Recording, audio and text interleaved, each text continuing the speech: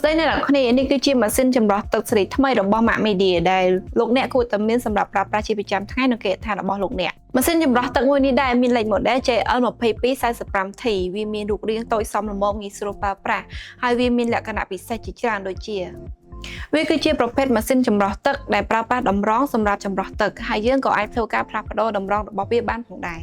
ម៉ាស៊ីនមួយនេះយើងអាចប្រើប្រាស់បានទឹករហូតដល់3ប្រភេទមានទឹកក្តៅទឹកត្រជាក់និងទឹកធម្មតាទៅតាមតម្រូវការរបស់លោកអ្នកចំពោះសីតុណ្ហភាពទឹកក៏យើងអាចកំណត់បានដូចជាទឹកក្តៅមាន3ជម្រើសគឺ70 80និង90អង្សា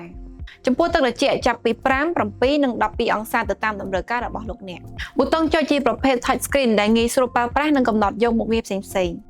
ប្រើប្រាស់ជាមួយនឹងប្រព័ន្ធកាំរស្មី UV ក្នុងការសម្លាប់មេរោគដែលធ្វើឲ្យទឹកមានអនាម័យខ្ពស់ក្នុងការទទួលទាន